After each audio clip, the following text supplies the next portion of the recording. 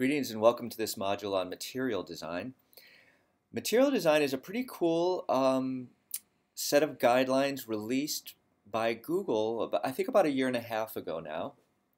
And a lot of people think of them as just kind of Android user interface guidelines, but it's really a more general guideline for how to interact with any kind of internet accessible device, including browsers and phones and everything else. And I think the way to think about it is to think about your own development.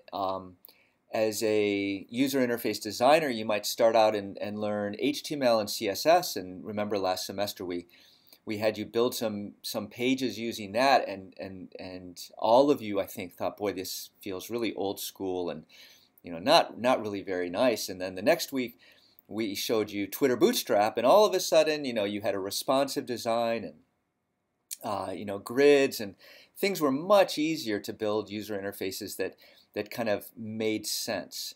And I think material design, one way to think about it is a next step above a framework like Twitter Bootstrap, where you have even kind of higher levels of abstraction and more constraints on the way things are supposed to interact with each other, with the goal of having users find the interface to be more intuitive and easier to understand and use. So that's what material design is supposed to provide, and I think it's a pretty cool thing to learn about and to experiment with and have in your toolbox. So we're going to spend a few weeks playing around with it and try it for our prototype development of RadGrad and see how it works out. If it doesn't work out for RadGrad, no matter, you'll still have acquired experience with, I think, a very interesting set of user interface guidelines at a fairly high level of abstraction. So there's a nice little YouTube video here that you can watch, 8 minutes long, talks about material design. There's the actual specification itself, which has a number of chapters in it. You want to read through all of this to kind of understand what's going on.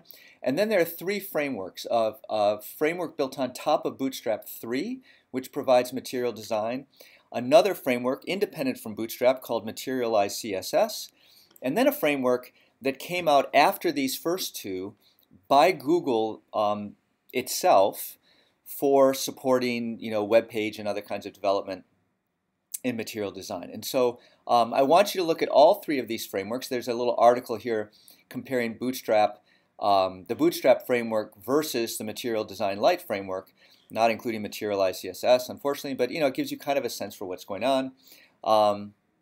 And then the experience is to have you write a technical essay to talk about your understanding of what material design is, how it's similar to or different from Twitter Bootstrap, and then to look at these 3 different frameworks and, as best you're able to, compare and contrast what the benefits and strengths and weaknesses of them are, and what you think we should use going forward with RadGrad. So I think that's going to give you a nice little introduction to material design. Obviously, once we start to use it, which will be in the following couple of modules, we'll get a much more kind of in-depth understanding of it, and whether or not it's really appropriate when the rubber hits the road.